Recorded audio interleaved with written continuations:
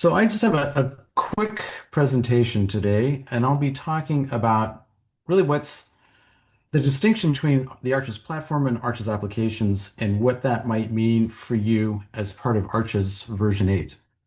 So let me start with perhaps an overworked metaphor here, but I want to get some definitions kind of out of the way. And I want to start with what I mean by a platform. And a good mental model for a platform is something like like a Lego set, which is this idea of components in the Lego world. Those are bricks that are designed to work together in a synchronous, well-designed way. And the great thing about a platform, at least a well-designed platform, is it's meant to let you build really kind of anything that is relevant for you. And when I say that a well-designed platform is flexible and lets you build what you want, I'm not kidding. You can build crazy things, maybe things that only you care about with a platform. Here's an example of something that maybe just a few people in the world would care about, but this is a pink Cadillac built out of Legos, which some of you might have seen in last weekend's Formula One race. So that's lovely. But sometimes you don't necessarily want or even need to come up with your own design, your own models, your own representation of the world. Sometimes it's nice to just be able to follow a set of instructions to build something that you know will work and will be relevant for you right out of the tin. And Legos kind of realize that that's a way to take advantage of their platform, and they can design kits, sort of a analog to an application, where if you follow the instructions, all the pieces come and you put it together, and you have something usable. It may not be exactly what you would design on your own, but it's fit for purpose. So if you're a Star Wars person, you can buy one of tens or hundreds of Star Wars kits and build something that is relevant to you. And of course, you can decide what audience you're you're interested in supporting. So in the Lego world, that might include a completely different kind of an audience, not Star Wars fans, but people who are appreciative of architecture. And you can see that if you wish, you can buy a model of Notre Dame and build a representation of that piece of architecture. The point here is that you use a platform to build an application that's meant to support a specific audience and to help that specific audience achieve a specific set of purposes, a set of use cases, if you will. And really, the key thing is that by building applications, it's often the case that you see places or opportunities to extend a platform. And certainly before the Lego company decided that they needed a model of the Notre Dame, they might not have ever recognized the need for a particular kind of a brick. But if you're going to build a model of the Notre Dame, you need a particular kind of module, if you'll let me use that term. And so the because they have a well-designed platform, they can add a new component to it and know that it will snap into place because it adheres to the pattern or the specifications that the platform sets forward. Um, so that's what I mean by platform, and that's what I mean by applications. And now that I've tortured that analogy maybe to its breaking point, let's talk about what that means in the Arches world. So the Arches platform has really also a series of modules, a set of components, modules, if you will, that provide some really core functionality, some core services that you would need to be able to basically build a data management system of your choosing, of your liking. You can use the Arches platform to build kind of whatever you want. And the reason you can do that is because the platform is really pretty well featured. It provides a lot of the key services that you need for the creation of a data management, data integration, data visualization, uh, data data management platform. It's used around the world. It's been put through its paces by many, many organizations. It's been designed specifically to support not only small bespoke projects, but fit the needs of an enterprise, which means that it provides the authentication, the permissions management, like all the key features that really any enterprise would need to see for it to be a relevant technology. I think it's safe to say that Arches is very flexible. It's designed to allow you to decide what you want to model and how you want to represent reality. And I think it's quite a strong foundation for building an application. And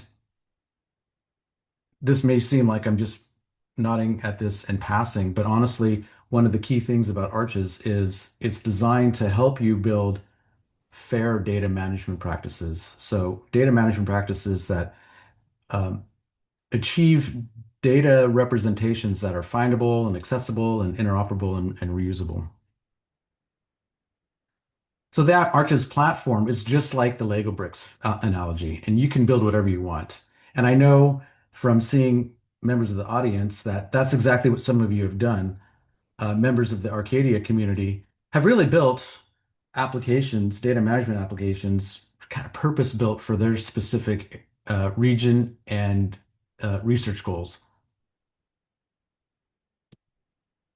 Um, but equally importantly, you can use the Arches framework to build the equivalent of the metaphor akin to a Lego kit, which is to say, an application that makes some decisions about what models to use, how much detail to for databases to represent the world, uh, decisions about control vocabularies, decisions about how reports should be presented.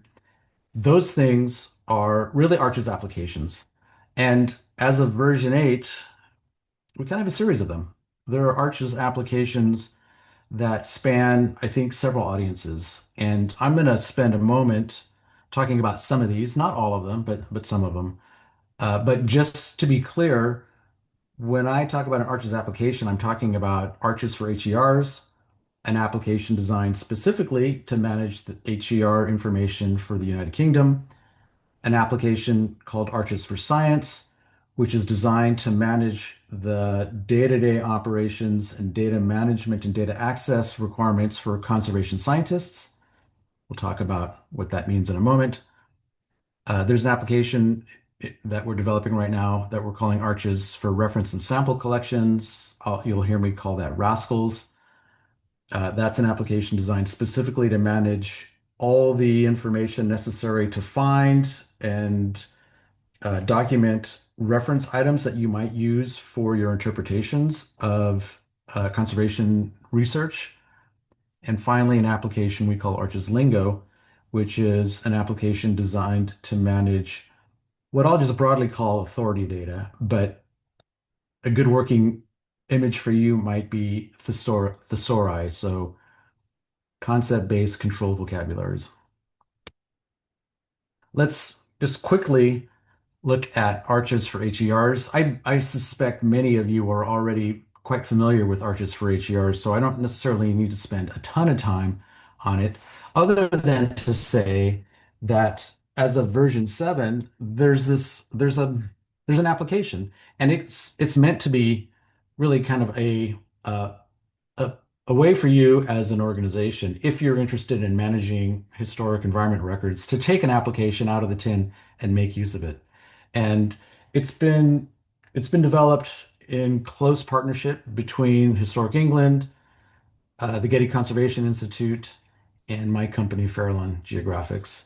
And you can see a really great example of it at at at Stu. Well, Stu has got a great example of it at GLHER.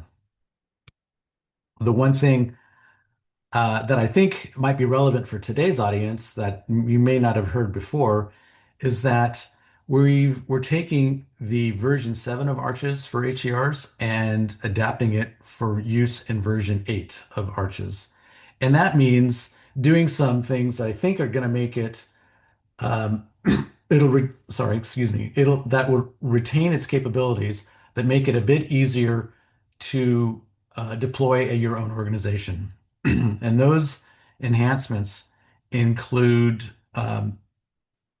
managing workflows a bit in a way that make them a bit easier to deploy, improving the way that we model some of the information, and an improvement on how we manage control vocabularies. So if you are a member of the Arches for HR community, just know that a version of Arches for HR that'll run on version 8 is currently underway, and we're working across organizations to make this come together as seamlessly as possible. I know that members of Flax and Teal in Historic England are part of our team working on upgrading Arches for HER.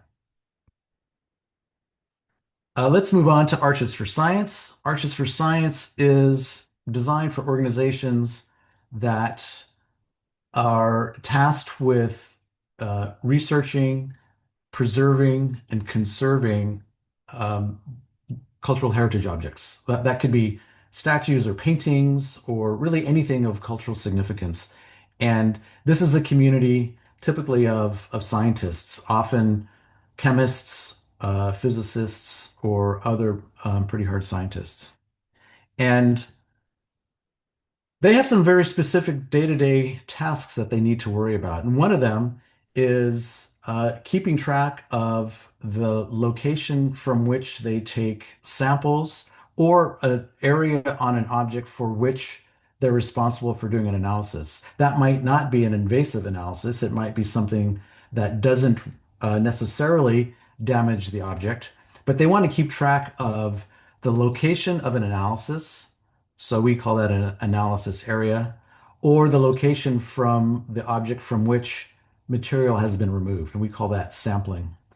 In either case, you need a way of documenting that activity, and Arches for Science has introduced a new data type. We call it an annotation data type, and it's an opportunity, it's a way for a conservation scientist to document the specific location from which a object has been sampled or analyzed, and to tie that location to a new physical thing in the case of a sample, or to a data set in either case, so that you can now look at an object or an image of an object, in this case, an image of, I think, fairly famous painting of a young man standing at a window, and track the location of a sample, and then ultimately uh, the data associated with a instrumental analysis of that sample. And there's a second way in which Arches for Science has pushed the Arches platform forward. It's it requires the ability to not only annotate images, but also to be able to visualize data sets. And here's an example of looking at in this case, a two-dimensional data set. This represents data from a particular laboratory instrument. And if I was a chemist, I could tell you what this data means, but I'm not a chemist. So I will let anyone who has the technical background to weigh in and tell us what this might represent. But the point here is this data type and this data widget and this data reporting card have been designed so that it can represent, in this case, two-dimensional data, really of any type. So while the digital data from a laboratory instrument might not be interesting to you, perhaps information about CO2 concentrations in a display area might be of interest to you, or more generally, the water level in a canal, or any other digital information, time series or otherwise, that you might find interesting and necessary to manage and access via Arches. We're also working on something called Arches Lingo, which is designed to manage controlled vocabularies. And that effort is really kind of driving some new capabilities in Arches as well.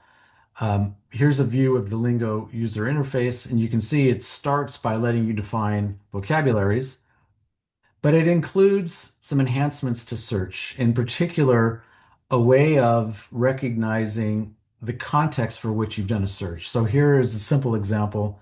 I've typed in a string for mortar, and there are lots and lots of different kinds of mortars that appear in different controlled vocabularies. And being able to tease out which particular concept I'm interested in is enhanced by understanding where this particular concept sits in a vocabulary hierarchy.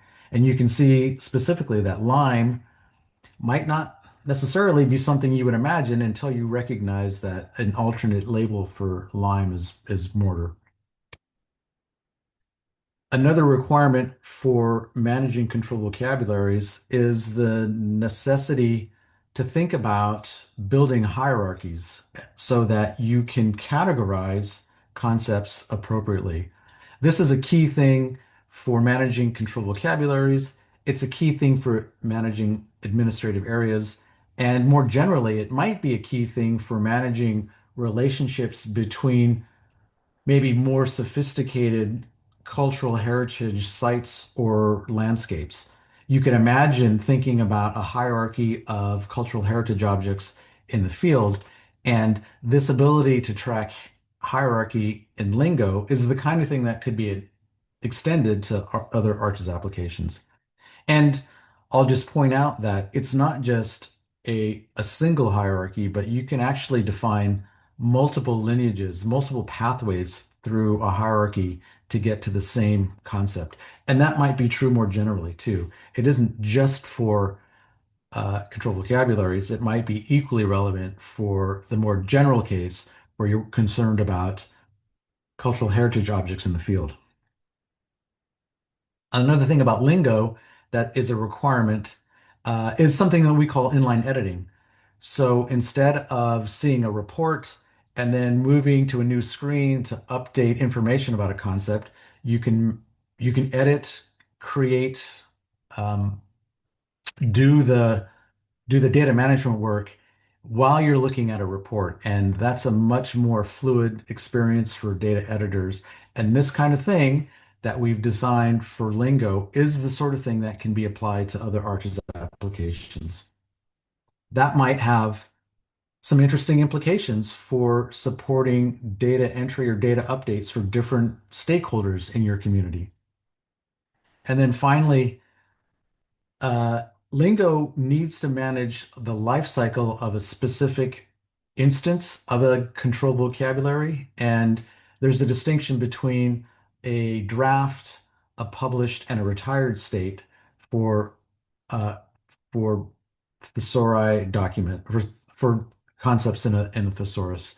And Lingo implements the ability to move an instance across these life cycles. And when you do so, to impart some business logic.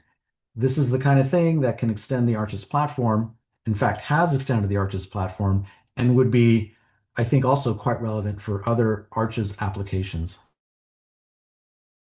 Um, so I wanted to give you a quick survey of what some of the applications are in the Arches universe at the moment, so that I can plant the seed of how these applications have highlighted areas in the platform that can be improved upon. And we definitely want to improve on how the Arches platform supports your work. One of the things we know we want to do is improve the efficiency with which you can deploy an Arches application. And one way to do that is to think about enhancing, or really in this case, sort of replacing the reference data manager, the RDM, which I think has traditionally been one of the pain points in deploying Arches, because you have to create a controlled vocabulary first, and then once you've created a controlled vocabulary, you then have to go to a second step, which is define a set of drop-down menus that you want to use in your models. And we've kind of done away with that with the control list manager and Lingo. You can use Lingo to design your vocabularies. You can use the control list manager to deploy them for your Arches application.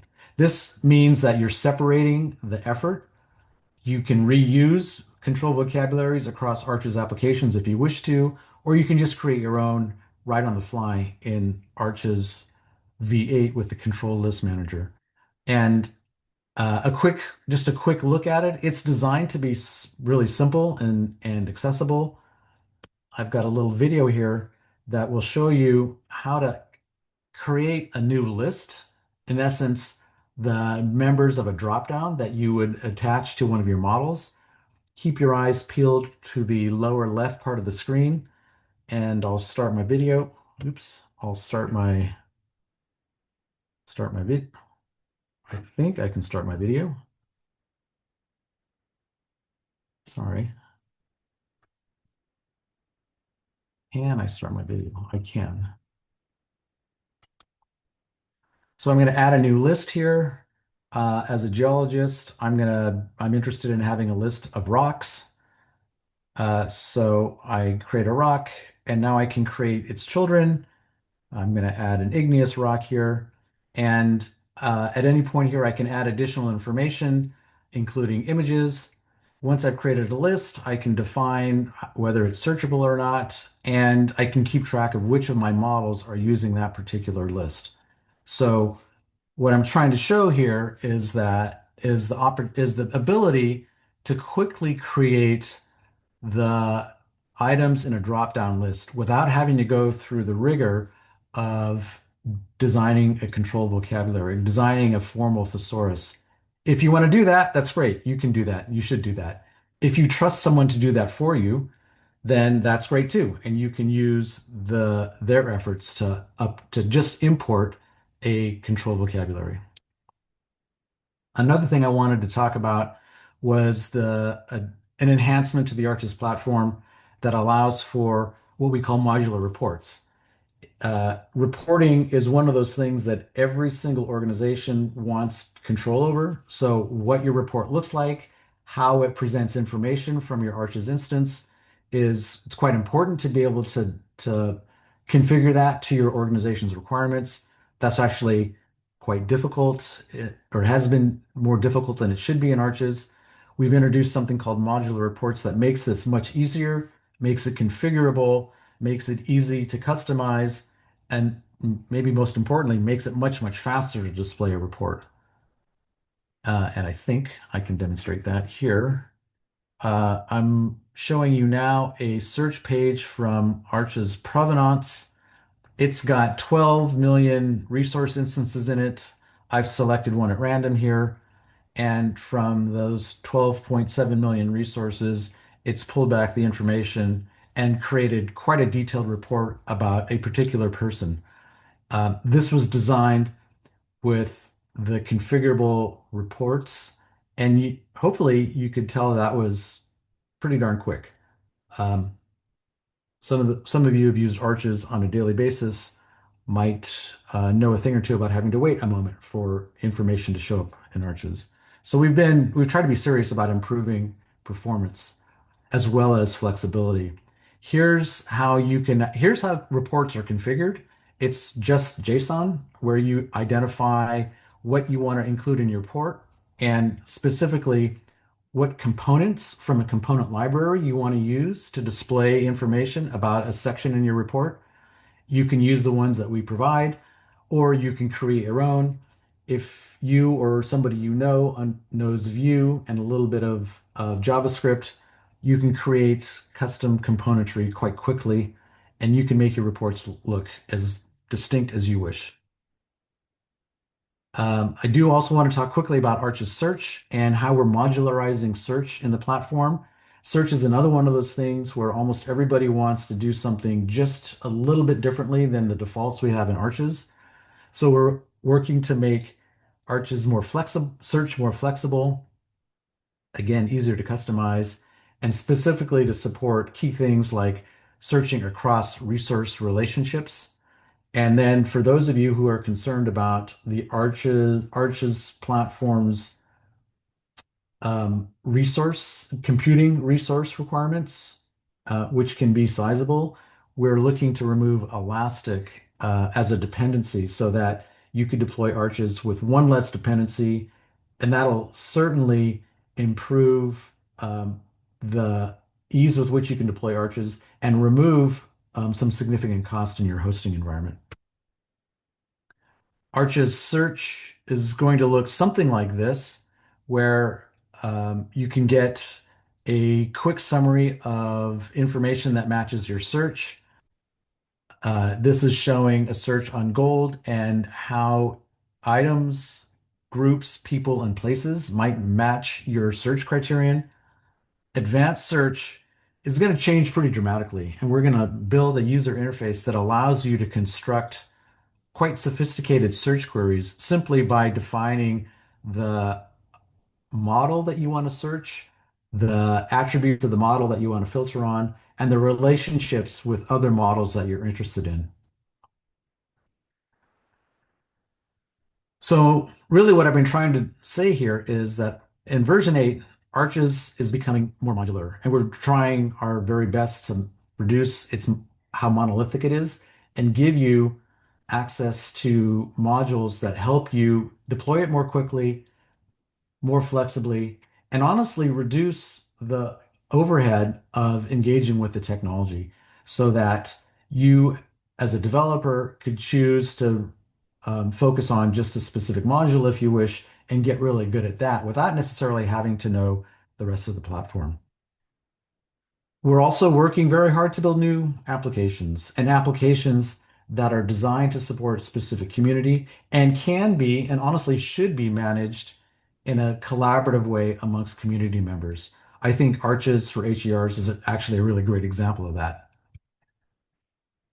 And then finally, maybe the key thing I've been trying to describe is that Arches applications naturally push us as developers to extend and enhance and improve the Arches platform so that future applications can get the benefit of that work and can continue what I hope is a, a positive upward spiral, a virtuous circle. The more applications that are built, the better the platform becomes. The better the platform is, the more applications get built, and we can improve, we can continue to improve.